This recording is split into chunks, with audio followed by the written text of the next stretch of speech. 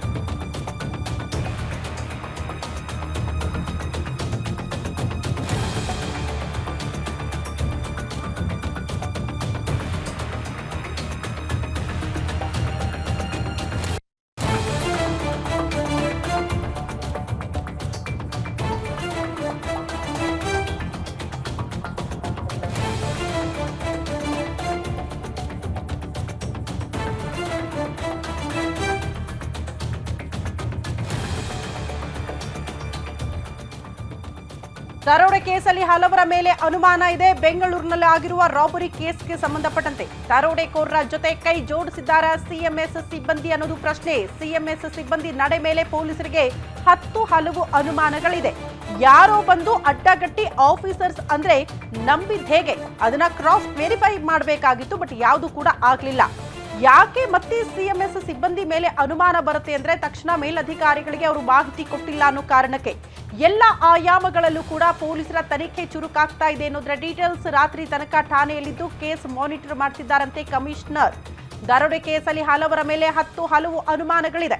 CMS ಕಂಪನಿಯ ಆ ಏಜೆನ್ಸಿಯ ಸಿಬ್ಬಂದಿ ಮೇಲೇನೆ ಅನುಮಾನಗಳು ಬರೋದಕ್ಕೆ ಕಾರಣ ಏನ್ ಗೊತ್ತಾ, ನಡು ರಸ್ತೆಯಲ್ಲಿ 7 ಕೋಟಿ ಹಣ ತೆಗೆದುಕೊಂಡು ಹೋಗ್ತಾ ಇದ್ದಂತ ಸಂದರ್ಭದಲ್ಲಿ ಇನ್ಯಾವುದೋ ಕಾರಲ್ಲಿ ಬಂದು ಅಡ್ಡಗಟ್ಟಿ ನಾವು RBI ಸಿಬ್ಬಂದಿ ಅಂತ ಹೇಳ್ತಾರೆ ಅಂದ್ರೆ ಅದನ್ನ ನಂಬಿದ್ ಹೇಗೆ, ಅದನ್ನ ಕ್ರಾಸ್ ವೆರಿಫಿಕೇಶನ್ ಮಾಡ್ಬೇಕಲ್ವಾ. ಯಾರಾದ್ರೂ ನಡು ರಸ್ತೆಯಲ್ಲಿ ನಾವು RBIಗೆ ಸಂಬಂಧಪಟ್ಟಂತವರು ಗೌರ್ಮೆಂಟ್ ಇಂದ ಬಂದಿದ್ದು ಅಂತ ಹೇಳಿದ ತಕ್ಷಣ ನಂಬಿದ್ ಹೇಗೆ ಅಂತ ಅವ್ರು ಹೇಳ್ತಾರಂತೆ. ಇಬ್ಬರು ಗನ್ಮ್ಯಾನ್ಗಳು ವಾಹನದಲ್ಲಿದ್ದವರು ಕೆಳಗಿಳಿತಾರಂತೆ. ಆ ಗನ್ ಆ ಸಂದರ್ಭದಲ್ಲಿ ಎಲ್ಲಿತ್ತು ಅಂತ ಪ್ರಶ್ನೆಗೆ ಇಲ್ಲ ಸರ್, ವಾಹನದಲ್ಲೇ ಬಿಟ್ಟು ನಾವು ಕೆಳಗಿಳಿದಿದ್ವಿ ಅಂತ. ಜೊತೆಗೆ ಯಾಕೆ ಫೋನ್ ಮಾಡಿ ತತ್ಕ್ಷಣಕ್ಕೆ ಮಾಹಿತಿ ಕೊಡ್ಲಿಲ್ಲ ನೀವು ಅಂತ ಪೊಲೀಸರು ಪ್ರಶ್ನೆ ಮಾಡಿದ್ರೆ, ಇಲ್ಲ ಫೋನ್ ಬೇರೆ ಅವ್ರು ಕಿತ್ಕೊಂಡ್ ಬಿಟ್ಟಿದ್ರು, ಫೋನ್ ಮಾಡೋದಕ್ಕೆ ಸ್ವಲ್ಪ ಸಮಯ ಬೇಕಾಯ್ತು ಅಂತ. ಎಷ್ಟು ಸಮಯ? 15ರಿಂದ 20 ನಿಮಿಷ. ಅದರ ಜೊತೆಗೆ ಸಿಬ್ಬಂದಿ ಕೂಡ ಎಲ್ಲಿ ರಾಬರಿ ಆಯಿತು ಅದನ್ನ ಕರೆಕ್ಟ್ ಆಗಿ ಲೊಕೇಶನ್ ಅನ್ನ ಪೊಲೀಸರಿಗೆ ತಿಳಿಸುವಲ್ಲೂ ಕೂಡ ಮೊದಲ ಹಂತವಾಗಿ ವಿಫಲರಾಗಿದ್ದಾರೆ. ಹಾಗಾಗಿ ಎಲ್ಲಿ ರಾಬರಿ ಆಯ್ತಲ್ಲ ಆ ವಾಹನವನ್ನ ಫೈಂಡ್ ಔಟ್ ಮಾಡೋದಕ್ಕೆ ಪೊಲೀಸರು ಅರ್ಧ ಗಂಟೆ ಸಮಯ ತೆಗೆದುಕೊಂಡಿದ್ದಾರೆ. ಇಷ್ಟು ಸಾಕಲ್ಲ ನಿಮಗೆ?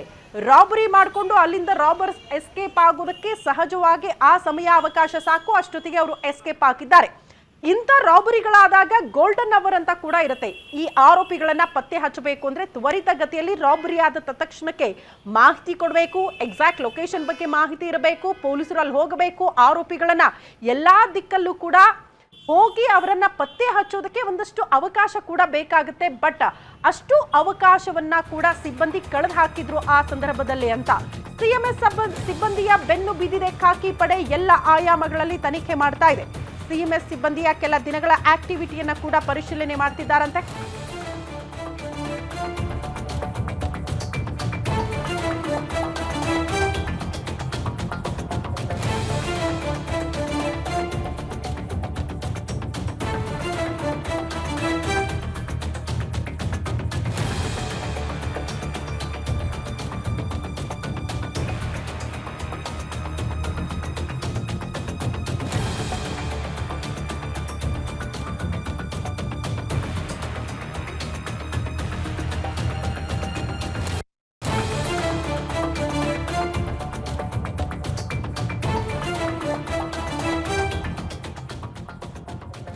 ಸಿಎಂಎಸ್ ಸಿಬ್ಬಂದಿಯ ಬೆನ್ನು ಬಿದ್ದಿದೆ ಸದ್ಯ ಖಾಕಿ ಟೀಮ್. ಸಿಎಂಎಸ್ ಸಿಬ್ಬಂದಿಯ ಕೆಲ ದಿನಗಳ ಆಕ್ಟಿವಿಟಿಯನ್ನ ಕೂಡ ಪೊಲೀಸರು ಪರಿಶೀಲನೆ ಮಾಡೋದಕ್ಕೆ ಮುಂದಾಗಿದ್ದಾರೆ. ಡ್ರೈವರ್, ಗನ್ಮ್ಯಾನ್ ಸೇರಿ ಸಿಎಂಎಸ್ ಸಿಬ್ಬಂದಿಯ ಬಗ್ಗೆ ತನಿಖೆಯನ್ನ ಚುರುಕುಗೊಳಿಸಿದ್ದಾರೆ. ಸಿಬ್ಬಂದಿಯ ಮೊಬೈಲ್ ಕಾಲ್ ಡೀಟೇಲ್ಸ್ ಎಲ್ಲವನ್ನ ಕೂಡ ಪರಿಶೀಲನೆ ಮಾಡುತ್ತಿದ್ದಾರೆ. ಯಾಕಂದ್ರೆ ಸಿಬ್ಬಂದಿ ಮೇಲೇನೆ ಹಲವು ಅನುಮಾನಗಳಿದೆ. ಕಾರಣ ನಿನ್ನೆ ಆಗಿರುವ ರಾಬರಿ ಕೇಸ್ಗೆ ಸಂಬಂಧಪಟ್ಟಂತೆ ಸಿಬ್ಬಂದಿ ನಡೆದುಕೊಂಡಂತಹ ರೀತಿನೇ ಅನುಮಾನ ಬರೋ ರೀತಿಯಲ್ಲಿ ಇದೆ. ಬಟ್ ಸಿಎಂಎಸ್ ಏಜೆನ್ಸಿ ಅಂದ್ರೆ ಆ ಖಾಸಗಿ ಸಂಸ್ಥೆ ಒಪ್ಕೊಳ್ಳೋದಕ್ಕೆ ಸಿದ್ಧವಿಲ್ಲ. ಪ್ಯಾನಿಕ್ ಆಗಿದ್ರು. ಯಾರೋ ಬಂದು ಈಗ ಗನ್ ತೋರಿಸಿ ಅಥವಾ ನಿಮಗೆ ಬೆದರಿಕೆ ಹಾಕ್ಬಿಟ್ರೆ ಪ್ಯಾನಿಕ್ ಆಗ್ತಾರಲ್ಲ, ಹಂಗಾಗಿತ್ತು ಸಿಬ್ಬಂದಿಗೆ ಅಂತ ಅವರು ಸಮಜಾಯಿಷಿ ಕೊಡ್ತಿದ್ದಾರೆ. ಬಟ್ ಸಿಬ್ಬಂದಿ ನಡೆದುಕೊಂಡಂತಹ ರೀತಿ ಬಗ್ಗೆ ಸಹಜವಾಗಿ ಪೊಲೀಸರಿಗೆ ಒಂದಷ್ಟು ಅನುಮಾನಗಳಿದೆ. ಹಂಗಾಗಿ ಅದಕ್ಕೆ ಸಂಬಂಧಪಟ್ಟಂತೆ ತನಿಖೆಯನ್ನ ಪೊಲೀಸರು ಚುರುಕುಗೊಳಿಸಿದ್ದಾರೆ ಅನ್ನೋದ್ರ ಬಗ್ಗೆ ಡೀಟೇಲ್ ಸಿಗ್ತಾ ಇದೆ.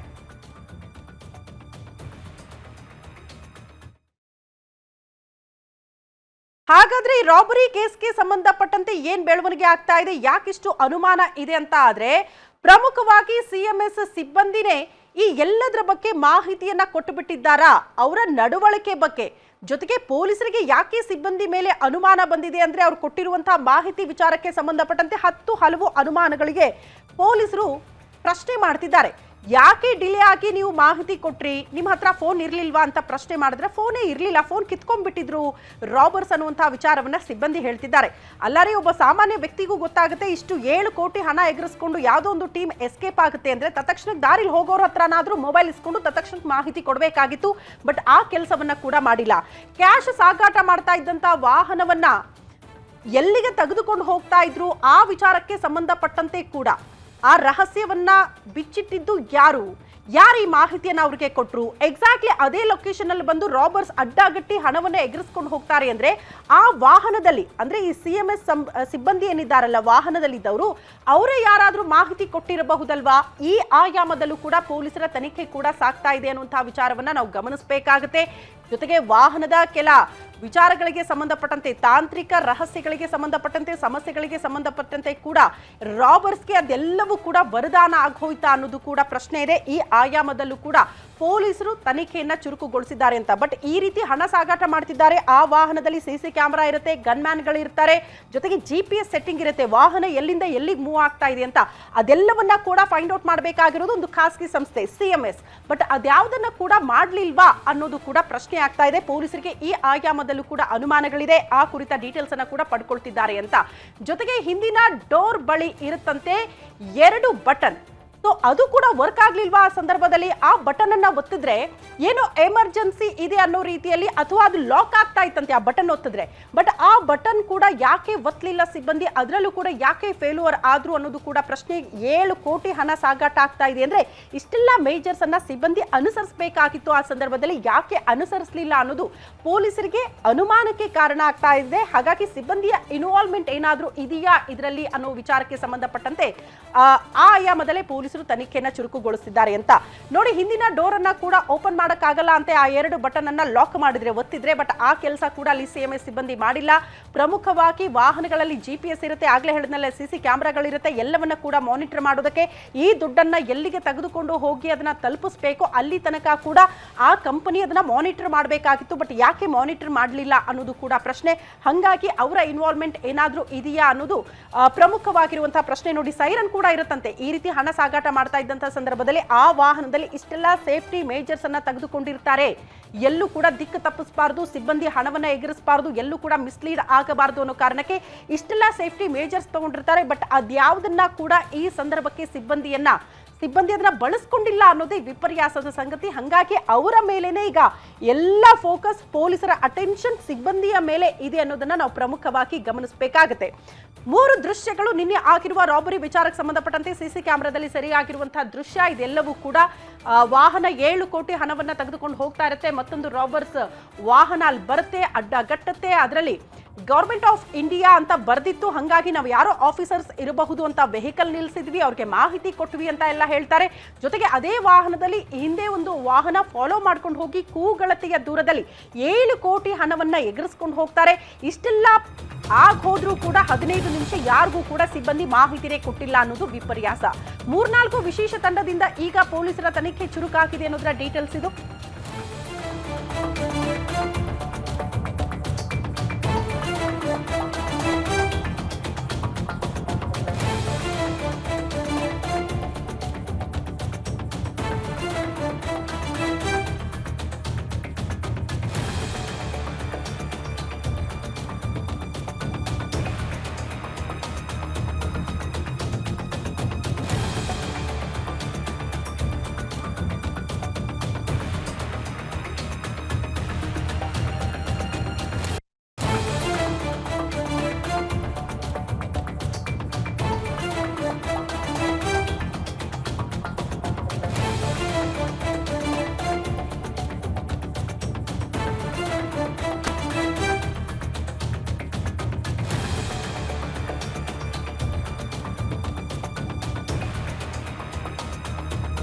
ಮೂರ್ನಾಲ್ಕು ತಂಡವನ್ನ ವಿಶೇಷವಾಗಿ ರಚನೆ ಮಾಡಿ ತಲಾಶೆ ಆಗ್ತಾ ಇದೆ ರಾಬರ್ಸ್ಗಾಗಿ. ಕರ್ನಾಟಕದ ಗಡಿ ಭಾಗಗಳಲ್ಲೂ ಕೂಡ ಪೊಲೀಸರ ತನಿಖೆ ಆಗ್ತಾ ಇದೆ, ತಲಾಶೆ ಆಗ್ತಾ ಇದೆ. ಸುಮಾರು 50ಕ್ಕೂ ಹೆಚ್ಚು ಪೊಲೀಸರು ಹುಡುಕಾಟದಲ್ಲಿ ನಿರತರಾಗಿದ್ದಾರೆ. ಸಿಸಿ ಕ್ಯಾಮೆರಾ ಆಧರಿಸಿ ರಾಬರಿ ಪತ್ತೆ ಹಚ್ಚುತ್ತಿದ್ದಾರೆ. ಯಾರೆಲ್ಲ ರಾಬರ್ಸ್ ಬಂದ್ರಲ್ಲ ಅವರನ್ನ ಪತ್ತೆ ಹಚ್ಚೋದಕ್ಕೆ ಪೊಲೀಸರು ಮುಂದಾಗ್ತಿದ್ದಾರೆ ಅಂತ. ಸಿಟಿ ಎಕ್ಸಿಟ್ ಪಾಯಿಂಟ್ಗಳಲ್ಲೂ ಕೂಡ ವಾಹನಗಳ ಮಾಹಿತಿಯನ್ನು ಸಂಗ್ರಹ ಮಾಡಲಾಗ್ತಾ ಇದೆ. ನಗರದಿಂದ ಹೊರ ಹೋಗಿರುವ ಇನೋವಾ ಕಾರ್ಗಳ ಲಿಸ್ಟ್ ಅನ್ನ ಕೂಡ ಸಂಗ್ರಹ ಮಾಡಲಾಗಿದೆ. ಹೊಸಕೋಟೆ ಹೊಸೂರು ಮಾರ್ಗಗಳ ಎಕ್ಸಿಟ್ ಪಾಯಿಂಟ್ಗಳಲ್ಲೂ ಕೂಡ ಪರಿಶೀಲನೆ ಆಗ್ತಾ ಇದೆ. ಹೊಸೂರು ಮಾರ್ಗದ ಟೋಲ್ಗಳಲ್ಲಿ ಸಿಸಿ ಕ್ಯಾಮೆರಾಗಳ ಪರಿಶೀಲನೆಗೂ ಕೂಡ ಪೊಲೀಸರು ಮುಂದಾಕಿದ್ದಾರೆ. ಹಂಗಾಗಿ 3-4 ವಿಶೇಷ ತಂಡದಿಂದ ರಾಬರಿ ಗ್ಯಾಂಗ್ ಆಗಿ ತಲಾಶೆಯನ್ನ ಚುರುಕುಗೊಳಿಸಿದ್ದಾರೆ ಪೊಲೀಸರು. ಕರ್ನಾಟಕದ ಗಡಿ ಭಾಗಗಳಲ್ಲಿ ಆರೋಪಿಗಳಿಗಾಗಿ ಸರ್ಚಿಂಗ್ ಆಗ್ತಾ ಇದೆ. ಸದ್ಯ 50 ಪೊಲೀಸರು ಈ ಹುಡುಕಾಟದಲ್ಲಿ ನಿರತರಾಗಿದ್ದಾರಂತೆ. ಬಟ್ ಸ್ವಲ್ಪ ತ್ವರಿತಗತಿಯಾಗಿ ಸಿಬ್ಬಂದಿ ಮಾಹಿತಿ ಕೊಟ್ಟುಬಿಟ್ಟಿದ್ರೆ ಪೊಲೀಸರಿಗೆ ಅವರು ಗಡಿ ದಾಟಿ ಆಚೆ ಹೋಗೋದಕ್ಕೂ ಕೂಡ ಅವಕಾಶ ಇರಲಿಲ್ಲ. ಅವ್ರನ್ನ ತತ್ಕ್ಷಣಕ್ಕೆ ಬಂಧಿಸಬಹುದಿತ್ತು. ಬಟ್ ಸ್ವಲ್ಪ ಡಿಲೇ ಆಗಿದೆ ಮಾಹಿತಿ ಕೊಟ್ಟಿದ್ದು ಅನ್ನೋದ್ರ ಬಗ್ಗೆನೇ ಅನುಮಾನ ಇದೆ.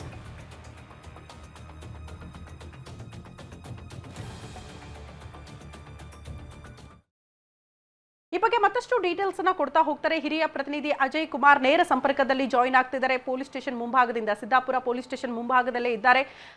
ಅಜಯ್, 7 ನಿಮಿಷದಲ್ಲೇ 7 ಕೋಟಿ ಎಗರಿಸಿ ರಾಬರ್ಸ್ ಕಣ್ಮುಚ್ಚಿ ಕಣ್ಣು ಬಿಡೋದ್ರೊಳಗಡೆ ಎಸ್ಕೇಪ್ ಆಗ್ತಾರೆ ಅಂದ್ರೆ ಏನರ್ಥ? ಸಹಜವಾಗಿ ಒಂದಷ್ಟು ಅನುಮಾನಗಳಿದೆ. ಸಿಬ್ಬಂದಿಯ ನಡವಳಿಕೆಯ ಬಗ್ಗೆ ಅವ್ರು ಕೊಟ್ಟಿರುವ ಮಾಹಿತಿ ಡಿಲೇ ಆಯಿತು. ಬಟ್ ಆ ಸಂದರ್ಭದಲ್ಲಿ ಗನ್ ಅವ್ರ ಹತ್ರ ಇರಲಿಲ್ಲ. ಇರುವಂತಹ ಒಂದಷ್ಟು ಮೇಜರ್ಸ್ ಅನ್ನ ಕೂಡ ಅವರು ಸೇಫ್ಟಿ ಮೇಜರ್ಸ್ ಅನ್ನ ಕೂಡ ಅನುಸರಿಸಿಲ್ಲ ಅಂತ. ಎಕ್ಸಾಕ್ಟ್ಲಿ ಈಗ ಪೊಲೀಸರ ತನಿಖೆ ಯಾವ ಆಯಾಮದಲ್ಲಿ ಹೆಂಗ್ ಸಾಗ್ತಾ ಇದೆ, ಡೀಟೇಲ್ಸ್ ಅನ್ನ ಕೊಡ್ತಾ ಹೋಗೋದಾದ್ರೆ?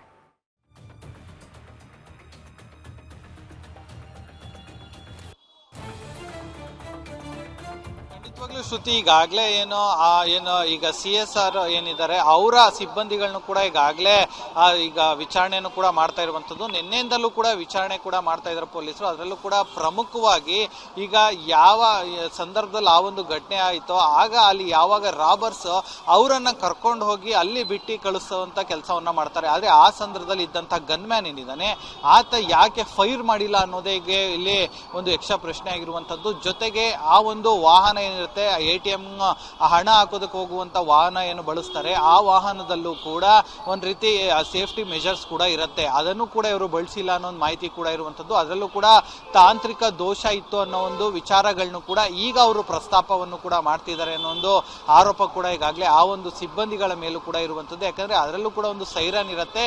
ಆ ಒಂದು ಸೈರನ್ ಅನ್ನ ಆನ್ ಮಾಡಿದ್ರೆ ಸಂಬಂಧಪಟ್ಟಂತ ಬ್ಯಾಂಕ್ಗಳಿಗೆ ಅಥವಾ ಸಂಬಂಧಪಟ್ಟಂತ ಪೊಲೀಸ್ ಸ್ಟೇಷನ್ಗೆ ಕೂಡ ಮಾಹಿತಿಯನ್ನು ಹೋಗುತ್ತೆ. ಆದ್ರೆ ಅವರು ಆ ಕೆಲಸವನ್ನು ಕೂಡ ಮಾಡಿಲ್ಲ. ಇನ್ನೊಂದು ಲಾಕರ್ ಅಲ್ಲೂ ಕೂಡ ಕಂಪ್ಲೀಟ್ ಆಗಿ ಅದು ಲಾಕ್ ಆಗಿರುತ್ತೆ. ಅದಕ್ಕೆ ಅಂತ ಒಂದು ಸೇಫ್ಟಿ ಪಿನ್ ಎಲ್ಲ ಇರುತ್ತೆ. ಅದು ಅಲ್ಲಿರುವಂತ ಸಿಬ್ಬಂದಿಗಳಿಗೆ ಮಾತ್ರ ಗೊತ್ತಿರುತ್ತೆ. ಆದ್ರೆ ಅದನ್ನು ಕೂಡ ಇವರು ಸರಿಯಾಗಿ ಯೂಸ್ ಮಾಡಿಲ್ಲ. ಮತ್ತೆ ಅದು ಜಪ್ಪಯ್ಯ ಅಂದ್ರೆ ಯಾವುದೇ ಕಾರಣಕ್ಕೂ ಆ ಲಾಕ್ ಓಪನ್ ಆಗೋದಿಲ್ಲ. ಇವರೇ ಕೂಡ ಓಪನ್ ಮಾಡೋದಕ್ಕೂ ಕೂಡ ಅಲ್ಲಿ ಸಹಾಯ ಮಾಡಿರುವಂತದ್ದು ಅನ್ನೋದು ಅಂಶವೂ ಕೂಡ ಇರುವಂತದ್ದು. ಸೊ ಹೀಗಾಗಿ ಈ ಒಂದು ವಿಚಾರವನ್ನ ಇಟ್ಕೊಂಡು ಈಗಾಗಲೇ ಪೊಲೀಸರು ಕೂಡ ಈಗಾಗಲೇ ತನಿಖೆಯನ್ನು ಮಾಡ್ತಿದ್ದಾರೆ. ಅವರ ಒಂದು ಚಲನ ವಲನ ಏನಿತ್ತು ಅದನ್ನು ಕೂಡ ಕಂಪ್ಲೀಟ್ ಆಗಿ ಈಗಾಗಲೇ ಮಾಹಿತಿಯನ್ನು ತಗೊಳ್ಳುವಂತ ಕೆಲಸಕ್ಕೂ ಕೂಡ ಮುಂದಾಗಿದ್ದಾರೆ. ಮತ್ತೆ ಕಳೆದ 1 ವಾರ ಆಗಿರ್ಬೋದು ಮತ್ತೆ 15 ದಿನ ಆಗಿರ್ಬೋದು ಅವರು ಯಾರ್ಯಾರ ಜೊತೆಯಲ್ಲಿ ಮಾತನಾಡಿದ್ದಾರೆ ಮತ್ತೆ ವಾಟ್ಸಪ್ ಕಾಲ್ ಮಾಡಿದ್ದಾರೆ ಅಥವಾ ಒಂದೇ ನಂಬರ್ಗೆ ನಿರಂತರವಾಗಿ ಯಾರಿಗೆ ಕಾಲ್ಸ್ ಹೋಗಿದೆ, ಹೀಗೆ ಡೌಟ್ ಬರುವಂತ ವ್ಯಕ್ತಿಗಳ ಜೊತೆ ಯಾರ್ಯಾರು ಮಾತಾಡಿದ್ದಾರೆ, ಹೀಗೆ ಸಾಕಷ್ಟು ವಿಚಾರಗಳು ಕೂಡ ಈಗಾಗಲೇ ಪೊಲೀಸರ ತಲೆಯಲ್ಲಿ ಕೂಡ ಇರುವಂತದ್ದು. ಇದರ ಜೊತೆಗೆ ನಿನ್ನೆಯಿಂದನೂ ಕೂಡ ಕಂಪ್ಲೀಟ್ ಆಗಿ ಈಗಾಗಲೇ ರಾಬರಿಯಾಗಿ ಬರೋಬ್ಬರಿ ಒಂದು 18 ಗಂಟೆಗಳು ಕೂಡ ಕಳೀತಾ ಬಂದಿದೆ. ಪ್ರತಿಯೊಂದು ನಾಕಾಬಂದಿಯನ್ನು ಕೂಡ ಈಗಾಗಲೇ ಹಾಕಿ ರಾತ್ರಿಯಿಂದನೂ ಕೂಡ ಈಗಾಗಲೇ ಶೋಧ ಕಾರ್ಯವನ್ನು ಕೂಡ ಮಾಡ್ತಾ ಇದ್ದಾರೆ. ಸೊ ಹೀಗಾಗಿ ಪ್ರತಿಯೊಂದು ಮೂವ್ಮೆಂಟ್ ಅನ್ನು ಕೂಡ ಈಗಾಗಲೇ ಕರ್ನಾಟಕ ರಾಜ್ಯ ಪೊಲೀಸರೇ ಈಗಾಗಲೇ ಇದಕ್ಕೆ ಕೈ ಜೋಡಿಸಿದ್ದಾರೆ ಅಂತ ಹೇಳ್ಬೋದು. ಬರೀ ಬೆಂಗಳೂರು ಅಷ್ಟೇ ಅಲ್ಲದೆ ಯಾಕಂದ್ರೆ ಈಗಾಗಲೇ ದಕ್ಷಿಣ ವಿಭಾಗದ ಪೊಲೀಸರು ಈಗಾಗಲೇ ತನಿಖೆಯ ಹೊಣೆಯನ್ನು ಹೊತ್ಕೊಂಡಿದ್ದಾರೆ. ಯಾಕಂದ್ರೆ ಸಿದ್ದಾಪುರ ಪೊಲೀಸ್ ಠಾಣಾ ವ್ಯಾಪ್ತಿಯಲ್ಲಿ ಆಗಿರೋದ್ರಿಂದಾಗಿ ಇನ್ನು ಅತ್ತಿಬೆಲೆ ಆಗಿರ್ಬೋದು ಮತ್ತೆ ತುಮಕೂರು ಆಗಿರ್ಬೋದು ಕೋಲಾರ ಆಗಿರ್ಬೋದು ಈ ಭಾಗದಲ್ಲೂ ಕೂಡ ಪೊಲೀಸರು ಕಂಪ್ಲೀಟ್ ಆಗಿ ಅಲರ್ಟ್ ಆಗಿದ್ದಾರೆ. ಅಲ್ಲೂ ಕೂಡ ಮಾಹಿತಿಯನ್ನು ಕೂಡ ಪಡ್ಕೊಳ್ತಿದ್ದಾರೆ. ಅನುಮಾನಾಸ್ಪದವಾಗಿ ಬಂದಿರುವಂತಹ ಇನೋವಾ ಕಾರ್ಗಳನ್ನು ಕೂಡ ಈಗಾಗಲೇ ಕಂಪ್ಲೀಟ್ ಆಗಿ ಮಾನಿಟರ್ ಮಾಡ್ತಾ ಇದ್ದಾರೆ, ಚೆಕಿಂಗ್ ಮಾಡ್ತಾ ಇದ್ದಾರೆ. ಸೊ ಹೀಗಾಗಿ ಪ್ರತಿಯೊಂದು ಮೂವ್ಮೆಂಟ್ ಅನ್ನು ಕೂಡ ಈಗಾಗಲೇ ಅಬ್ಸರ್ವ್ ಮಾಡ್ತಿದ್ದಾರೆ. ಈಗಾಗಲೇ ಸಿಬ್ಬಂದಿಗಳು ಕೊಟ್ಟಿರುವಂತಹ ಕೆಲವೊಂದು ಹೇಳಿಕೆಯನ್ನು ಕೂಡ ಈಗಾಗಲೇ ದಾಖಲನ್ನು ಕೂಡ ಮಾಡ್ಕೊಳ್ತಿದ್ದಾರೆ. ಇದರ ಜೊತೆಗೆ ನಿನ್ನೆ ಯಾವಾಗ ಆ ವಾಹನದಲ್ಲಿ ಕಳ್ತನ ಆಯ್ತೋ ಅದೇ ರೀತಿಯಾದಂತಹ 3-4 ವಾಹನಗಳನ್ನು ಕೂಡ ಪೊಲೀಸರು ಪೊಲೀಸ್ ಠಾಣೆ ಮುಂದೆ ಕರೆಸಿ ಅದರಲ್ಲಿ ಇರುವಂತಹ ಡ್ರೈವರ್ಗಳನ್ನು ಕೂಡ ಕರೆಸಿದ್ದಾರೆ. ಯಾವ ರೀತಿಯಾಗಿ ನೀವು ಆಪರೇಟ್ ಮಾಡ್ತಿದ್ರಿ ಮತ್ತೆ ನಿಮಗೆ ಯಾವ ರೀತಿಯಾದಂತಹ ಇನ್ಸ್ಟ್ರಕ್ಷನ್ಸ್ ಗಳು ಇತ್ತು ಅನ್ನೋದ್ರ ಬಗ್ಗೆ ಕೂಡ ಈಗಾಗಲೇ ಮಾಹಿತಿಯನ್ನು ಕೂಡ ಕಲೆ ಹಾಕ್ತಿದ್ದಾರೆ. ಪೊಲೀಸ್ ಠಾಣೆ ಮುಂಭಾಗದಲ್ಲೇ ಕೂಡ ಈಗಾಗಲೇ CMR ವಾಹನ ಏನಿದೆ ಅದು ಕೂಡ ಬಂದು ಈಗಾಗಲೇ ನಿಂತಿರುವಂತದ್ದು. ಯಾಕಂದ್ರೆ ಯಾವ ರೀತಿಯಾಗಿ ವರ್ಕ್ ಆಗತ್ತೆ ಎಮರ್ಜೆನ್ಸಿ ಟೈಮಲ್ಲಿ ಅಂತಾನು ಕೂಡ ಪ್ರತಿಯೊಂದನ್ನು ಕೂಡ ಡೀಟೇಲ್ಸ್ ಪಿನ್ ಟು ಪಿನ್ ತಗೊಳ್ತಿದ್ದಾರೆ. ರಾತ್ರಿ ಸ್ವತಃ ಕಮಿಷನರ್ ಏನಿದ್ದಾರೆ ಅವರು ಕೂಡ ಏನು ಬಂದು ಏನು 12ರಿಂದ 1 ಗಂಟೆವರೆಗೂ ಕೂಡ ಪ್ರತಿಯೊಂದು ಮಾಹಿತಿಯನ್ನು ಕೂಡ ತಗೊಂಡ್ರು. ಈಗಾಗಲೇ DCP ಆಗಿರುವಂತಹ ಲೋಕೇಶ್ ಅವರು ಕೂಡ ಬೆಳಗಿನ ಜಾವವರೆಗೂ ಕೂಡ ಇಲ್ಲೇ ಇದ್ರು. ಈಗ ಮತ್ತೆ ಅವರು ಬಂದಿದ್ದಾರೆ. ಇನ್ನು ಬಹುತೇಕ ದಕ್ಷಿಣ ವಿಭಾಗದ ಎಲ್ಲಾ ಪೊಲೀಸ್ ACP ಗಳಾಗಿರ್ಬೋದು, ಜೊತೆಗೆ ಇನ್ಸ್ಪೆಕ್ಟರ್ ಗಳಾಗಿರ್ಬೋದು, ಎಲ್ಲರೂ ಕೂಡ ಈಗಾಗಲೇ ಪೊಲೀಸ್ ಠಾಣೆಯಲ್ಲಿ ಕೂಡ ಸಿಬ್ಬಂದಿಯ ಇನ್ವಾಲ್ವ್ಮೆಂಟ್ ಇದೆಯಾ?